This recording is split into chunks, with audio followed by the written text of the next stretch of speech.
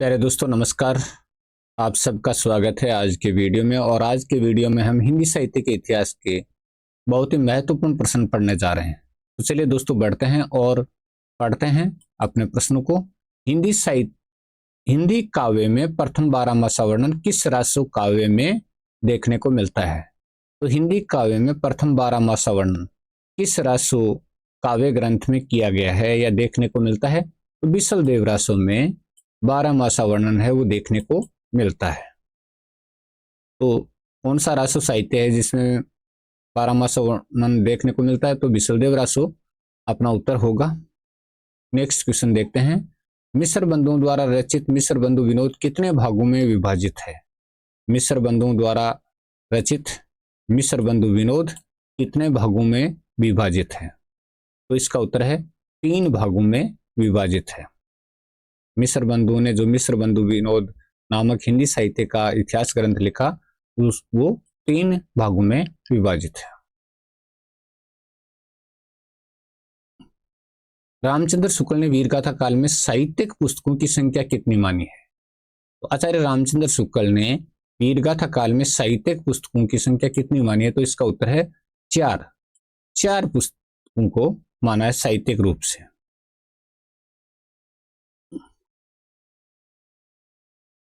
रामचंद्र शुक्ल ने वीरगाथा काल में साहित्यिक पुस्तकों की संख्या कितनी मानी है? उत्तर अपना है 4। Next question. आचार्य रामचंद्र शुक्ल ने आदिकाल में देश भाषा काव्य में कितने पुस्तकों की गणना की है? तो साहित्यिक पुस्तकों में उन्होंने 4 मानी।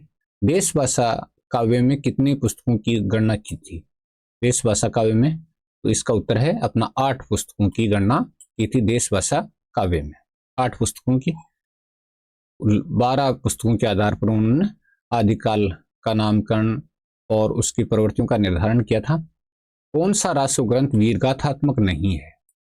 यानी कौन सा ऐसा रासो साहित्य है जो वीरगाथात्मक नहीं है? तो बिसल देव रासो है वो वीरगाथात्मक नहीं है, वीरगाथा पद्धति पर आधारित नहीं है बिसल देव रासो। अगला क्वेश्चन अपना है विद्यापति की पदावली की भाषा कौन सी है? तो विद्यापति की जो प्रसिद्ध रचना उसका नाम क्या है? पदावली है। और उसकी भाषा कौन सी है? तो उसकी भाषा दोस्तों मैथिली भाषा है। विद्यापति ने जो पदावली लिखी उसकी भाषा मैथिली है। चलिए, व्यवहारिक गद्य की प्रथम पुस्तक किसको माना जाता है? व्यवहारिक गद्य की प्रथम पुस्तक किसको माना जाता है? तो भाषा योग वशिष्ठ को माना जाता है व्यवहारिक गद्य की प्रथम पुस्तक। किनको? भाषा योग वशिष्ठ को। नेक्स्ट है राजस्थानी भाषा का उद्भव किस अपभ्रंश से हुआ है? बहुत ही शानदार प्रश्न है। राजस्थानी भाषा का उद्भव कौन सी अपभ्रंश से हुआ है? शोरसेनी अपभ्रंश से हुआ है राजस्थानी भाषा का उद्भव। दोस्तों ये प्रश्न मैं कई बार आपके सामने रख चुका हूं और इसका उद्देश्य यही है कि आपको बार बार रखने से भी अगर याद हो जाए तो आपकी परीक्षा में कभी गलत ना हो।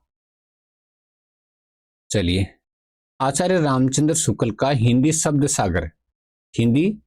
सागर यानी आचार्य रामचंद्र शुक्ल का इतिहास ग्रंथ हिंदी शब्द सागर देखिएगा में किस नाम से प्रकाशित हुआ? तो आचार्य रामचंद्र शुक्ल का जो इतिहास ग्रंथ था वो हिंदी शब्द सागर में कौन से नाम से प्रकाशित हुआ था? बहुत ही अच्छा क्वेश्चन है। और ये हुआ था हिंदी साहित्य का विकास नाम से। हिंदी साहित्य का विकास नाम से ये प्रकाशित हुआ था, ठीक है ना। तब उसका नाम क्या था? हिंदी साहित्य का विकास। और बाद में उसका नाम क्या पड़ा? हिंदी साहित्य का इतिहास, ठीक है ना। अगला जो कथन है वो बहुत ही शानदार है। जनता की चित्तवृत्ति का संचित प्रतिबिंब ही साहित्य है। जनता की चित्तवृत्ति का संचित प्रतिबिंब ही साहित्य, ये कथन किसका है? बहुत ही अच्छा कथन है कि जनता की चित्तवृत्ति का संचित प्रतिबिंब ही साहित्य है। तो ये कथन आप सबको आता है और ये कथन है आचार्य रामचंद्र शुक्ल का। आचार्य रामचंद्र शुक्ल का कथन है प्राकृत प्रकाश के रचयिता का नाम बताइए। बहुत ही अच्छी रचना मानी जाती है। हिंदी साहित्य का इतिहास जब हम पढ़ते हैं तो इन रचनाओं का ज्ञान होना भी जरूरी है। तो प्राकृत प्रकाश के रचनाकार कौन थे? तो देखिएगा वररुचि ने प्राकृत प्रकाश की रचना की थी। वररुचि हैं इसके रचनाकार। हिंदी की कितनी उपभाषाएं हैं? बहुत ही अच्छा क्वेश्चन है। आमतौर पर जब हम हिंदी साहित्य का इतिहास पढ़ते हैं तो शुरुआत में ये चीजें आती हैं, भूमिका के रूप में ये चीजें आती हैं कि हिंदी की कितनी उपभाषाएं हैं, उनकी कितनी बोलियां हैं। तो चलिए, कितनी उपभाषाएं हैं? तो 5 उपभाषाएं हैं हिंदी की, 5।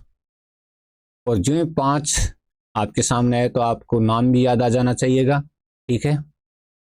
अब चलते हैं, ब्रज भाषा का विकास किससे हुआ है? ब्रज भाषा का विकास किससे हुआ है?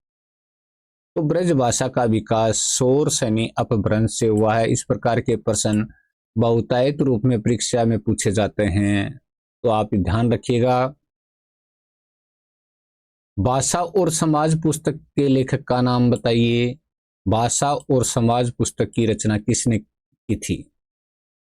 भाषा और समाज पुस्तक के लेखक का नाम ध्यान में आ गया होगा। चलिए उत्तर देख लेते हैं।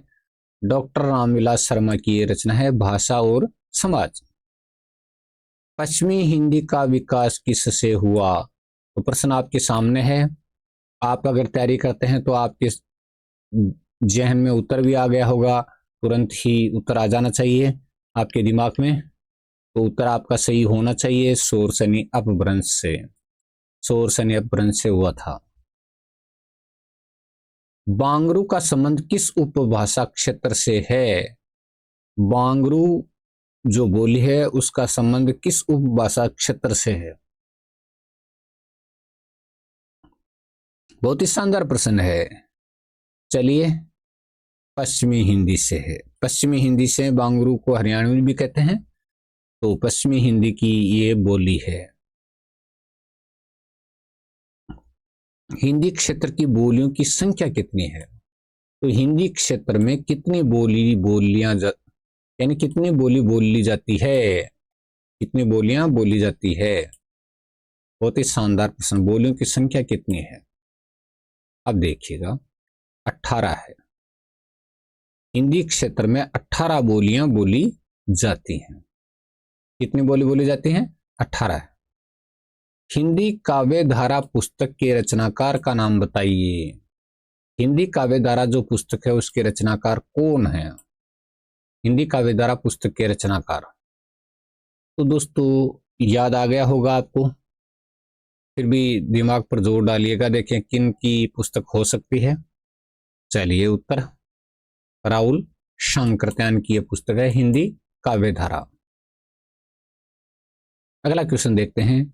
भाषा सर्वेक्षण ग्रंथ के लेखक का नाम बताइए। भाषा सर्वेक्षण ग्रंथ जो है, और उत्तर आपके सामने स्क्रीन पर है, जॉर्ज ग्रेयर्सन की पुस्तक है भाषा सर्वेक्षण। और the modern vernacular literature of Hindustan भी डॉक्टर जॉर्ज ग्रेयर्सन का ही हिंदी साहित्य का इतिहास ग्रंथ है। अगला क्वेश्चन देखते हैं। खड़ी बोली को सम्मिलित किया जा सकता है। खड़ी बोली को सम्मिलित किया जा सकता है, तो ये पश्चिमी हिंदी में सम्मिलित किया जाता है। पश्चिमी हिंदी की बोली है खड़ी बोली। तो पश्चिमी हिंदी की बोली है खड़ी बोली, और हम जो पढ़ रहे हैं वो भी खड़ी बोली है, लिख रहे हैं वो देवनागरी लिपि है। खड़ी बोली की जो लिपि है वो देवनागरी है, और इसी को राजभाषा का दर्जा भी दिया गया है, और ये पश्चिमी हिंदी की एक बोली है, ठीक है ना। पश्चिमी हिंदी में सम्मिलित बोलियों की संख्या कितनी है? पश्चिमी हिंदी में कितनी बोलियां बोली जाती हैं? पश्चिमी हिंदी में, पश्चिमी हिंदी में कितनी बोली बोली जाती हैं? तो ये बोली जाती हैं 5। तो बोलियों की संख्या क्या है? 5। और उपभाषाओं की संख्या कितनी है? 5, ठीक है। हिंदी भाषा के विकास क्रम में ईस्वी से 5वीं शताब्दी तक की भाषा को क्या कहा जाता है? तो हिंदी भाषा के विकास क्रम में ईस्वी से 5वीं शताब्दी तक की भाषा को क्या कहा जाता है? ईस्वी से 5वीं शताब्दी तक की भाषा को क्या कहा जाता है? तो उसका उत्तर है प्राकृत। यानी ईस्वी से लेकर 5वीं शताब्दी तक की जो भाषा है उसको प्राकृत भाषा के रूप में जाना जाता है। पूर्वी हिंदी भाषा का जन्म माना जाता है। ये उत्तर क्या, ये प्रश्न पूरा ध्यान से देखिएगा। लगभग हर परीक्षा में ये प्रश्न पूछा जाता है, हर परीक्षा में, क्योंकि ये थोड़ा अलग है। तो पूर्वी हिंदी भाषा का जन्म माना जाता है अर्धमागधी अपभ्रंश से। अब इससे पूर्वी हिंदी की जो बोलियां हैं उनके बारे में पूछा जा सकता है, पूर्वी हिंदी की जो बोलियां हैं उनके बारे में पूछा जा सकता है। अवधी बघेली छत्तीसगढ़ी, इनका किस अपभ्रंश से विकास हुआ? तो अर्धमागधी अपभ्रंश से हुआ था। ठीक है। अवधी भाषा का उद्भव माना जाता है, अवधी भाषा का उद्भव माना जाता है अर्धमागधी से। ठीक है, आ गया समझ में? ठीक, चलो आगे देखते हैं प्रश्न कौन सा आता है। दक्षिण भारत हिंदी प्रचार संस्थान की स्थापना किसने की? दक्षिण भारत हिंदी प्रचार संस्थान की स्थापना करने वाले कौन थे? तो ये थे महात्मा गांधी, और उन्होंने मद्रास में की थी। दक्षिण भारत हिंदी प्रचार संस्थान की स्थापना महात्मा गांधी ने मद्रास में। आधुनिक भारतीय भाषाओं का विकास किस भाषा से हुआ है? आधुनिक भारतीय भाषाओं का विकास किस भाषा से हुआ है? अपभ्रंश से हुआ है। तो आधुनिक भारतीय भाषाओं का विकास किससे हुआ? अपभ्रंश से हुआ है। ठीक है ना, सही है। नेक्स्ट क्वेश्चन, राष्ट्रभाषा प्रचार समिति के संस्थापक कौन थे? राष्ट्रभाषा प्रचार समिति के संस्थापक महात्मा गांधी जी थे, और उन्होंने वर्धा में इसकी स्थापना की थी।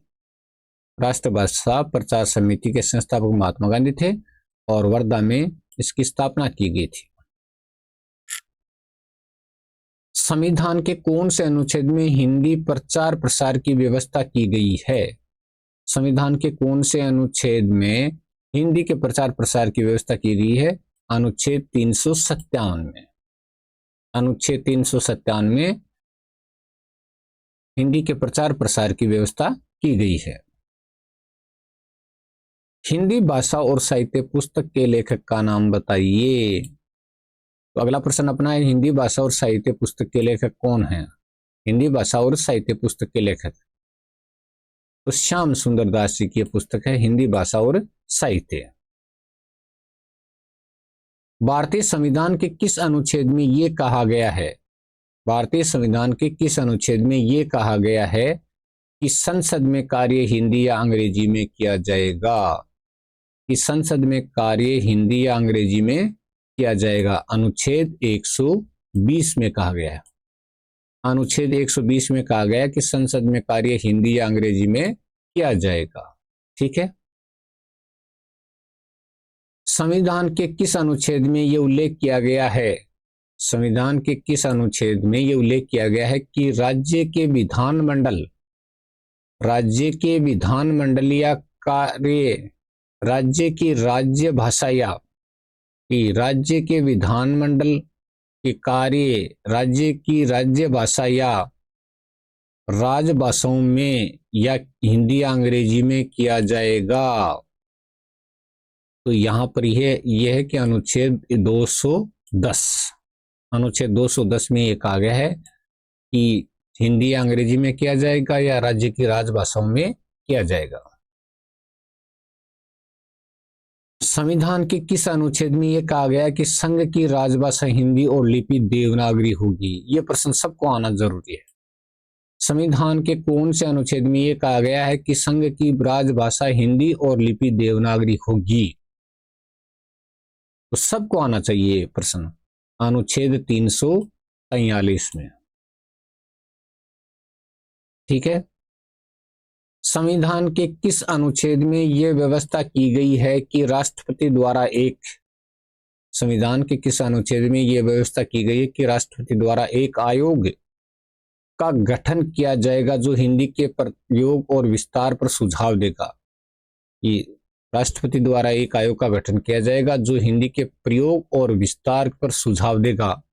अनुच्छेद 344 में यह कहा गया है। अनुच्छेद 344। संविधान के किस अनुच्छेद में यह कहा गया है कि राज्य का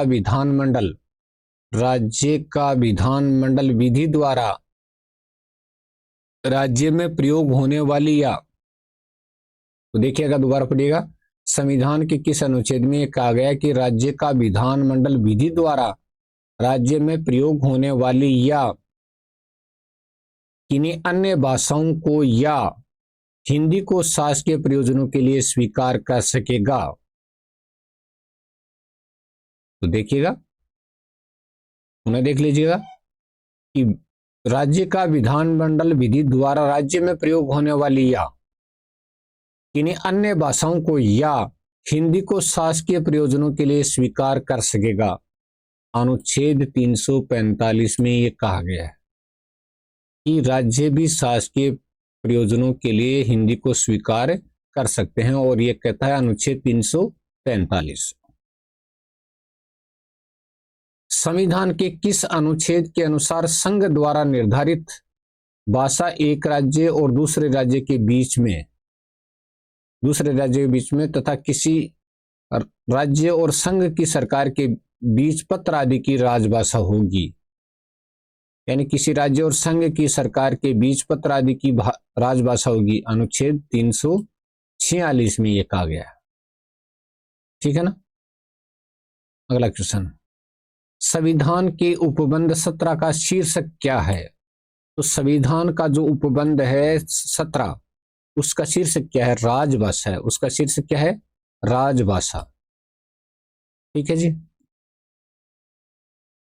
भारत में सर्वप्रथम भाषा के आधार पर राज्यों का पुनर्गठन कब हुआ?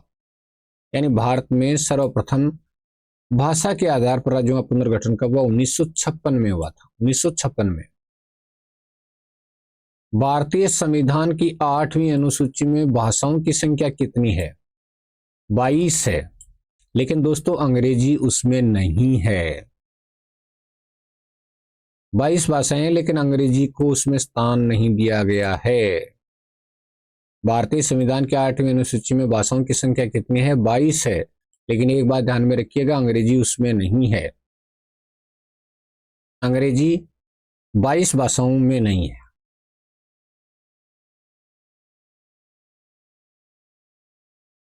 अब चलिए, मुंशी प्रेमचंद का जन्म कब हुआ? मुंशी प्रेमचंद का जन्म कब हुआ था? 1880 बनारस के लम्मी गांव में। मूल नाम इनका था धनपत राय श्रीवास्तव। तो मूल नाम क्या था? धनपत राय श्रीवास्तव था। 1880 में बनारस के लम्मी गांव में इनका जन्म हुआ था। तो पहले लिखते थे नवाब राय के नाम से, फिर प्रेमचंद के नाम से, और मूल नाम इनका था धनपत राय श्रीवास्तव। जयशंकर प्रसाद का जन्म कब हुआ? जयशंकर प्रसाद का जन्म 1889 में, और स्थान था वाराणसी। तो जयशंकर प्रसाद का जन्म 1889 के अंदर और वाराणसी के अंदर हुआ था। जैनेन्द्र कुमार का जन्म कब हुआ? जैनेन्द्र कुमार का जन्म 1905 में हुआ था, अलीगढ़ उत्तर प्रदेश में हुआ था। जैनेन्द्र कुमार का जन्म 1905 में अलीगढ़ उत्तर प्रदेश में। चलिए नेक्स्ट, सच्चिदानंद हीरानंद वात्सन आगे का जन्म कब हुआ? सच्चिदानंद हीरानंद वात्सन आगे का जन्म तो ये हुआ था 9 मार्च 1911 को उत्तर प्रदेश के देवरिया जिले के कुशीनगर ग्राम में हुआ था। 9 मार्च 1911 को उत्तर प्रदेश के देवरिया जिले के कुशीनगर नामक गांव में हुआ था। यशपाल का जन्म कब हुआ? 1930 को पंजाब के फिरोजपुर छावनी में हुआ था। यशपाल का जन्म 1930 को पंजाब की फिरोजपुर छावनी में। मनो भंडारी का जन्म कब हुआ? मनो भंडारी का जन्म तो सन 1931 में भानपुरा जिला मंदसौर मध्य प्रदेश में हुआ था। मनो भंडारी का जन्म सन 1931 में भानपुरा जिला मंदसौर मध्य प्रदेश में हुआ था, और ज्यादातर जीवन बीता था अजमेर में। महादेव वर्मा का जन्म कब हुआ? महादेव वर्मा का जन्म सन 1907 में उत्तर प्रदेश के फर्रुखाबाद में हुआ था। तो महादेव वर्मा का जन्म सन 1907 में उत्तर प्रदेश के फर्रुखाबाद में हुआ था। चलिए, धर्मवीर भारती का जन्म कब हुआ? धर्मवीर भारती का जन्म सन 1926 में इलाहाबाद उत्तर प्रदेश में धर्मवीर भारती का जन्म हुआ था सन 1926, इलाहाबाद उत्तर प्रदेश। फणीश्वरनाथ रेणु का जन्म कब हुआ? फणीश्वरनाथ रेणु का जन्म, तो इनका जन्म हुआ था मार्च 1931 को आरोई हिंगना जिला पूर्णिया और वर्तमान में अररिया के नाम से जाना जाता है, बिहार में हुआ था। उस समय पूर्णिया नाम से जाना जाता था, अब अररिया के नाम से, और 4 मार्च 1921 को बिहार में। रामवृक्ष बेनीपुरी का जन्म कब हुआ? रामवृक्ष बेनीपुरी का जन्म बिहार के मुजफ्फरपुर में बेनीपुर गांव है, वहां पर सन 1899 को हुआ था। तो रामवृक्ष बेनीपुरी का जन्म बिहार के मुजफ्फरपुर में बेनीपुर गांव है, वहां पर सन 1899 को हुआ था। चलिए, महावीर प्रसाद द्विवेदी का जन्म कब हुआ? महावीर प्रसाद द्विवेदी का जन्म 1864 में ग्राम दौलतपुर जिला रायबरेली उत्तर प्रदेश में हुआ था। तो महावीर प्रसाद द्विवेदी का जन्म 1864 ग्राम दौलतपुर जिला रायबरेली उत्तर प्रदेश में हुआ था। कमलेश्वर का जन्म कब हुआ? कमलेश्वर का जन्म 6 जनवरी 1932 को हुआ था। कमलेश्वर का जन्म 6 जनवरी 1932। नेक्स्ट, राहुल सांकृत्यायन का जन्म कब हुआ? राहुल सांकृत्यायन का जन्म 1893 में पंधा जिला आजमगढ़ उत्तर प्रदेश में हुआ था। 1893 में पंधा जिला आजमगढ़ उत्तर प्रदेश में राहुल सांकृत्यायन का जन्म हुआ था। संस्मरण विधा के प्रवर्तक कौन माने जाते हैं? तो पद्म सिंह शर्मा को संस्मरण विधा का प्रवर्तक माना जाता है। पद्म सिंह शर्मा के रेखाचित्र किस में संकलित हैं? पद्म पराग में संकलित हैं। पद्म सिंह शर्मा के रेखाचित्र हैं वो किस में संकलित हैं? पद्म पराग में संकलित हैं। अनुमोदन का अंत संस्मरण रचना किस लेखक की है? अनुमोदन का अंत संस्मरण रचना किस लेखक की है? महावीर प्रसाद द्विवेदी की ये रचना है, अनुमोदन का अंत।